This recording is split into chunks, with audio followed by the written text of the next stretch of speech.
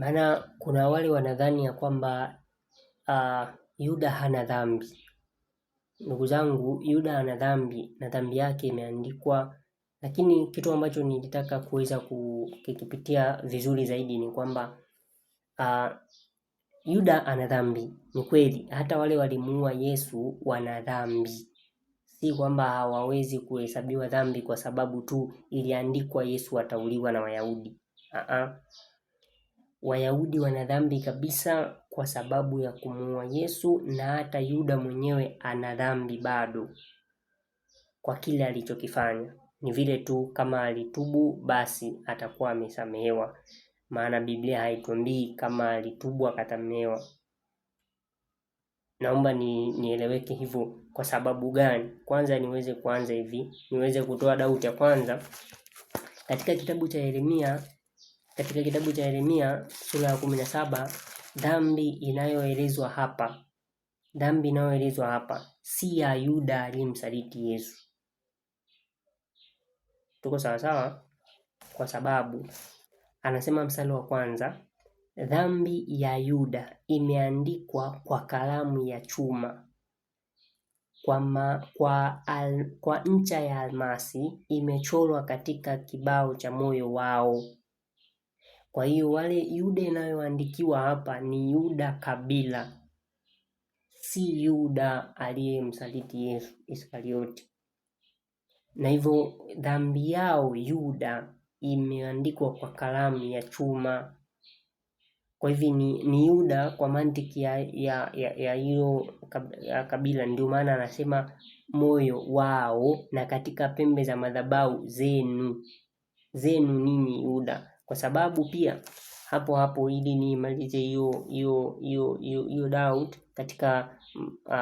katika Biblia, usiwe na wasiwasi. Angalia katika pia mstari wa 17 anasema hivi, mstari wa 19, sura ya 17 mstari wa 19 anasema, Bwana akaniambia hivi, enenda ukaseme katika lango la wana wa watu hawa waingiapo wafalme wa Yuda, unaona, watu wapo, na katika malango ya yote ya Yerusalemu ukawaambie, lisikie neno la Bwana, ni wafalme wa Yuda na Yuda wote.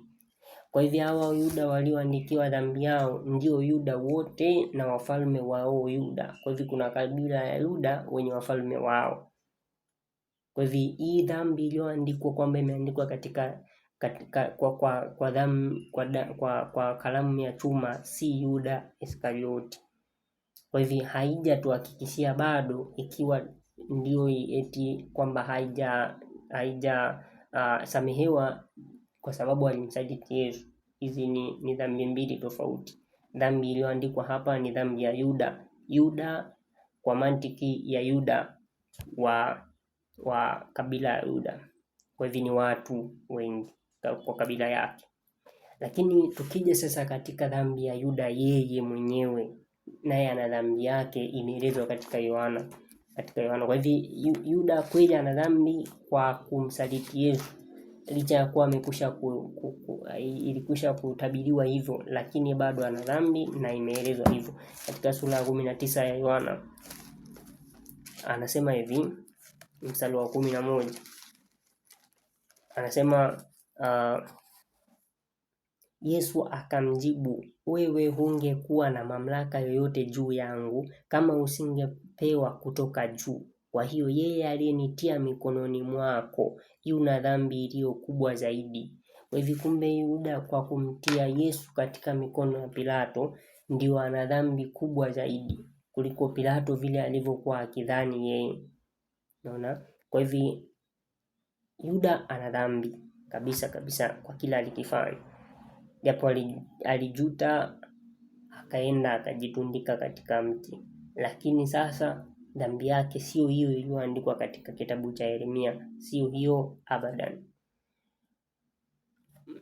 Kwa hivyo Mungu akaweze kutusaidia kuweza kujua hili na kuweza kuamini ya kwamba kwa kila mmoja dhambi ambapo atafanya, hata kama imekuwa namna gani, basi ajue ya kwamba itaweza kuhesabiwa tu mpaka atakapoitubu na kuiungama. ameungama na kutubu, basi atakuja kuhakikishiwa ya kwamba hapo amekusha kusamehewa. Kama Yuda angeweza kuungama na kuweza kutubu, angesamehewa, lakini amekusha kuhesabiwa dhambi kwa kila alichokifanya.